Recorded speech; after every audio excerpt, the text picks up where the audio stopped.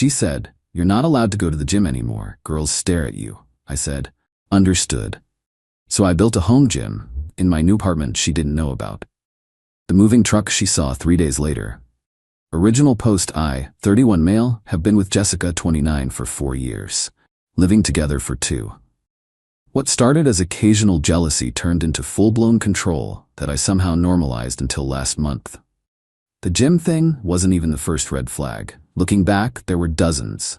She'd check my phone while I slept, made me unfollow female coworkers on social media, got angry if the cashier at the grocery store smiled at me too long. But 3 weeks ago, she hit a new level. I'd been going to the same gym for 6 years. It's my stress relief, my routine, my mental health maintenance.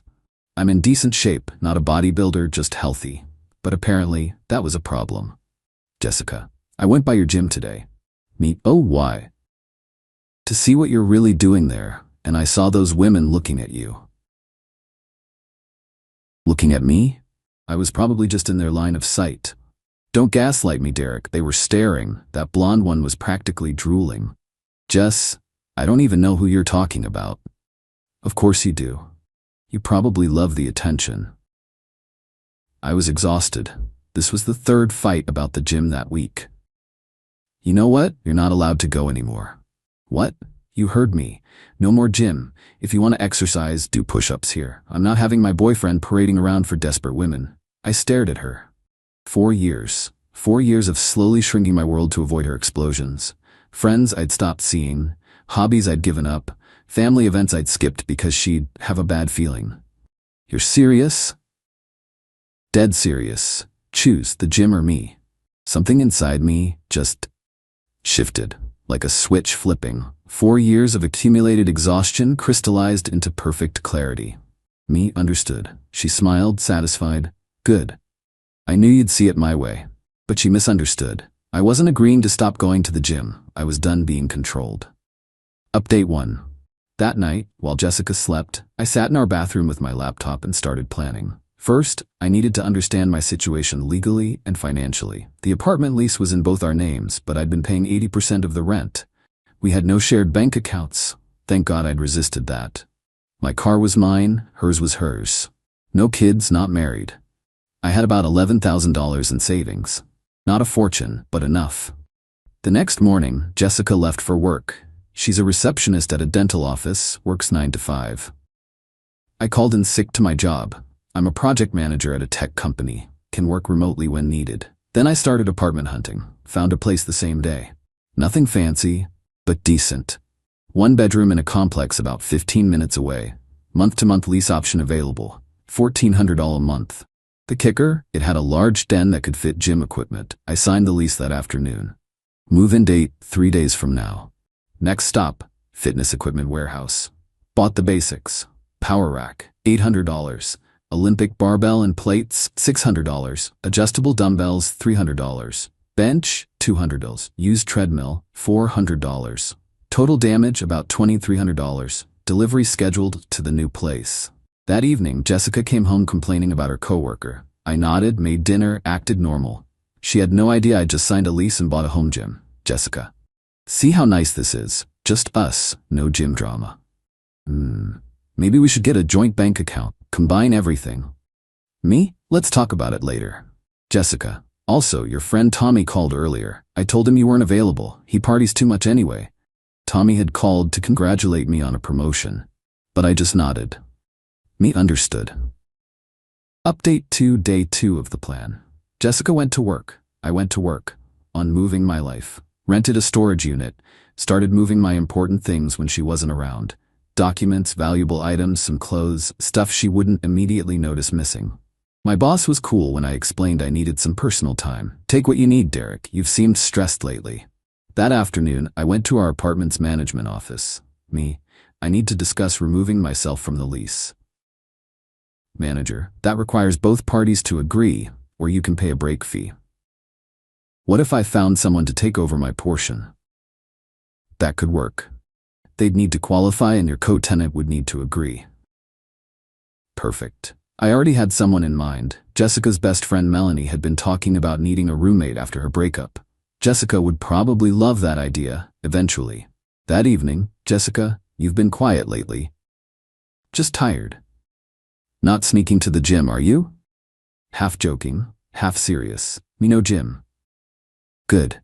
Oh, I told my mom we'd visit this weekend. Her mom was just like her. Controlled her husband's every move. Poor guy couldn't even watch football without permission. Me. Can't this weekend. Work project. Jessica, you always have an excuse to avoid my family. It's a big deadline. Fine. But next weekend, no excuses. Me. Understood. She had no idea there wouldn't be a next weekend. Update 3. Moving day. Jessica left for work at 8:30 a.m., complaining that I'd forgotten to make her coffee. I apologized, kissed her goodbye, and waited exactly 10 minutes before the moving truck arrived. I'd hired movers for speed, told them exactly what was mine. My desk and computer setup, my clothes and personal items, kitchen stuff I'd bought, my TV from before we met, my books, gaming console, etc. Left everything that was hers or ours. Even left the coffee maker, a gift from her mom. The movers were efficient. 2 hours, everything loaded. I did a final walkthrough, left a letter on the kitchen counter, and dropped my keys next to it. The letter was simple. Jessica, you told me to choose between the gym and you. I choose neither. I choose freedom. I've removed myself from the lease, paid my portion through next month. Melanie is interested in taking over my spot if you want a roommate. Don't contact me. I'll be blocking your number. I wish you well, but I'm done being controlled. Derek, P.S. I built a home gym. No desperate women staring at me there. Drove to my new place. The movers unloaded everything. My gym equipment had arrived the day before. Spent the afternoon setting up my new life. At 5:47 p.m., my phone exploded. 28 calls in 10 minutes. Texts ranging from "what the hell" to "you're mentally ill" to "please come back, we can talk." I screenshot everything, then blocked her number. Then the flying monkeys arrived. Her sister Caitlin. How could you just abandon her? Her mom. Real men don't run away from problems. Her friend Melanie. Honestly, Derek, I get it, but maybe give her another chance. Blocked. Except Melanie, I replied. The room's available if you want it. Same rent split she demanded from me. 80-20. Wait, she made you pay 80%? Among other things. Good luck. Update 4, day 4 in the new place. Radio silence is beautiful. I'd blocked Jessica on everything, but I knew the storm was coming. It arrived via my work email. Derek, since you've abandoned me without warning and blocked me everywhere like a child, I'm forced to contact you through your professional email. Your behavior is abusive and mentally unstable. Walking out on a 4-year relationship because I asked you not to go to the gym? You need serious help. I've consulted a lawyer. What you did is financial abuse. You owe me half the rent for breaking lease, $2,800, emotional distress, $5,000, my time wasted, $10,000. If you don't respond within 48 hours, I'll take legal action. Also, I know you'll come crawling back. Men like you always do. You can't handle being alone. When you do, the rules will be couples counseling, you pay, joint bank account, full transparency, no gym ever. Limited contact with your toxic family. Password sharing on all devices. This is non-negotiable. Jessica. I forwarded it to my personal email, then replied from my work account. Jessica, this is my work email. Please don't contact me here again. Regarding your demands. 1. I paid my portion of rent through next month. 2. You have no legal standing for any claims. 3. We're done. My company's legal team has been notified of your harassment through corporate channels. Derek. CC'd HR and my boss. They were not happy. Someone was harassing an employee through work email. Then came the extinction burst. Learned that term from my therapist later. She showed up at my office building. Security wouldn't let her in without an appointment. She caused such a scene they had to threaten to call the police. She went to my gym. Yeah, the one she'd banned me from. Screaming about how I was probably there with some whore. They revoked her guest pass permanently. She called my mom crying. Mom hadn't known about the control issues because Jessica always seemed so sweet. Mom listened for about 5 minutes before Jessica said, "He's not allowed to go to the gym because women look at him." Not allowed? He's a grown man. Jessica, you don't understand. I have to protect what's mine. He's not property, dear. You turned him against me. This is your fault. Mom hung up, called me laughing. Derek, what did you date for 4 years? But the best part came a week later. Update 5. Jessica's friend Melanie reached out through Instagram. Melanie, hey, I know you probably don't want to hear from anyone connected to Jess, but thought you should know some things. Me, I'm listening. First, she's telling everyone you had a mental breakdown and abandoned her for no reason. But I know the truth. She's done this before. What? Her ex before you. Craig? Same thing. She controlled him until he snapped and left. She told everyone he was abusive. I believed her then, not now. Also, she's been texting her coworker Brandon throughout your entire relationship. Nothing physical, but definitely emotional cheating. All while accusing you of wanting other women. She sent screenshots. 4 years of Jessica complaining about me to Brandon, calling me boring and weak, while Brandon called her beautiful and too good for him. Me? Why are you telling me this? Melanie, because I took the room, and living with her for 1 week has shown me everything. She tried to tell me when I could have guests, demanded I pay 80% because I make more. Got mad when I went to yoga because we should spend evenings together. Melanie, I'm moving out end of month. Already found another place. She doesn't know yet. Good luck. Oh, and Derek? She joined your gym, the one she banned you from. She's there every day now, dressed like she's going to a nightclub, trying to figure out which woman you left her for. There was no other woman. Melanie, I know, but she can't comprehend that. In her mind, the only reason a man would leave her is for someone else. The irony was delicious. She's now going to the place she banned me from, looking for evidence of a cheating that never happened, while she'd been emotionally cheating for years. Update 6. 3 weeks into freedom, I'd established a routine. 5 a.m., coffee and workout in my home gym. 7 a.m., shower, breakfast, work from home. Lunch break, walk in the park near my apartment. Evening, whatever I wanted. No checking in, no accusations, no walking on eggshells. Then Jessica found my new address. I don't know how. Maybe she followed me from work. Maybe someone told her. Doesn't matter. Saturday morning, 7 a.m. Pounding on my door.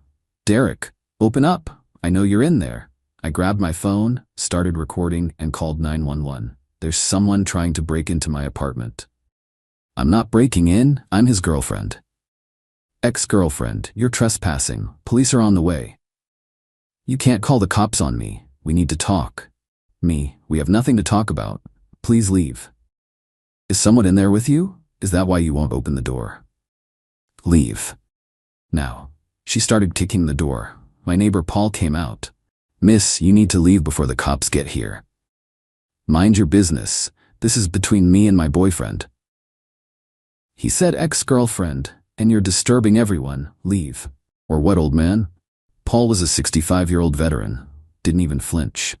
Paul. Or I'll make a citizen's arrest for trespassing and disturbing the peace. Your choice.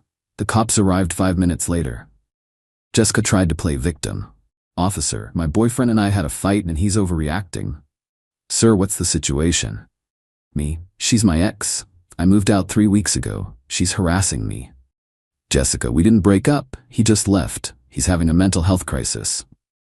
I showed the officer the letter I'd left, the text demanding money, the work email, everything. Officer, ma'am, you need to leave. If you come back, you'll be arrested. This is insane, Derek. Tell them. I have nothing to say to you. They escorted her out. I filed for a restraining order Monday morning. Update 7. The restraining order hearing was illuminating. Jessica showed up dressed like she was going to church. Conservative dress, minimal makeup, hair in a bun. Going for the innocent victim look. Her argument to the judge, I abandoned her without warning. False. I left a letter. I stole shared property. False. Took only my stuff. She was concerned for my mental health. Sure, that's why she kicked my door. She never controlled me. My evidence. Screenshots of texts demanding I not go to the gym. Work email with her demands for money, security footage from my building of her kicking my door, witness statement from Paul, phone records showing 127 calls in 3 days after I left. The judge looked at Jessica. Ma'am, did you tell him he wasn't allowed to go to the gym? That's taken out of context. Women were staring at him. So you did? Relationships require compromise. Compromise is mutual, control is not, restraining order granted, no contact for 1 year. Jessica started crying, not sad tears, angry tears. Jessica, this is discrimination. He manipulated you. Judge, ma'am, continue and I'll hold you in contempt. Her mom was there, stood up and pointed at me. You destroyed my daughter. Ma'am, sit down or leave. They stormed out, but not before Jessica said loud enough for everyone to hear, he'll be back. Weak men always come back. It's been 2 months now. The restraining order is in effect. Through the grapevine, I heard. Melanie moved out. Jessica couldn't afford rent alone. She had to move back with her parents. She got fired from the dental office for missing too many days, probably stalking me. She's telling everyone I was abusive and she escaped. She's on dating apps with a bio about surviving narcissistic abuse. Meanwhile, I'm thriving. Lost 10 pounds of stress weight I didn't know I was carrying. Got promoted at work, could focus without daily drama. Reconnected with friends I'd been isolated from. Started therapy to understand how I let it get that bad. PR'd on bench press in my home gym. My therapist explained it was classic controlling behavior that escalated slowly. The gym thing was just the final straw that broke my denial. Final update. 6 months have passed. Figured I'd give one last update. Last week I ran into Craig, Jessica's ex before me. Random encounter at a sports bar. He recognized me first. Derek? You're Jessica's? We're Jessica's. Me. Ex. You're Craig, right? Yeah. Buy you a beer? I think we have a lot to talk about. We talked for 3 hours. His story was eerily similar. Started with small jealousies, escalated to controlling behavior. She isolated him from friends/family. The final straw was when she demanded he quit his job because his female boss was too pretty. He left, she played victim, told everyone he was abusive. Craig. Took me 2 years of therapy to realize I wasn't crazy. Me. The gym thing seems almost quaint compared to quitting a job. It's never about the gym or the job. It's about control. Complete control. He showed me something interesting, a Facebook group. Survivors of Jessica Morrison. Obviously not the real name, but there were 5 guys in there, all with similar stories. The patterns were identical. Love bombing at first, slow isolation, increasing demands, explosive end when they finally said no, character assassination afterward. One guy, Mitchell, she'd dated in college. She'd made him drop out of his fraternity because those guys encouraged cheating. Another, Roberto, she'd forced to sell his motorcycle because it's too dangerous, really because women liked it. The youngest, James, was only 22 when they dated. She was 27. She'd convinced him to turn down a scholarship to stay near her. He thankfully didn't listen and left for college anyway. We compared notes. Same phrases, same tactics, same tears, same threats. It was like we'd all dated the same person. Because we had. Craig. The real kicker? I ran into her last month. She tried to tell me Derek, you, had abused her, that she barely escaped with her life. Me, what'd you say? Craig, nothing, just laughed and walked away. She screamed after me that I was still bitter. The group was therapeutic in a weird way. Knowing it wasn't just me, that I wasn't weak or stupid, that she was a predator who'd perfected her craft. Last thing, Melanie reached out yesterday. Jessica's engaged, met a guy online, love bombed him. Engaged in 4 months, he's already quit his weekend golf league because she needs him home. Melanie, should we warn him? Would you have listened if someone warned you? Good point. The guy will figure it out, or he won't. Not my problem anymore. My home gym is complete now. Added a cable machine and better flooring. Work out whenever I want. Sometimes at 5 a.m., sometimes at midnight. No one stares at me except my own reflection, and he's just proud of how far I've come. The freedom is intoxicating. I can see any friend whenever, go anywhere without explaining, watch whatever I want, eat whatever I choose, talk to whoever I please, live my actual life. I'm dating casually, nothing serious. Told one woman about Jessica on our 3rd date. She said my ex was the same but gender flipped. Made me quit my book club because men might hit on you. We laughed about it. Then she said something profound. Controllers can't comprehend that we left for freedom, not for someone else. Their ego can't process that they're not worth tolerating. Exactly. To anyone reading this in a similar situation, the gym, the book club, the friends, the job, whatever they're trying to take from you, it's not about that thing. It's about control. And it only gets worse. The moving truck they see pulling away, that's not defeat, that's victory. Freedom is the ultimate gym. No membership required,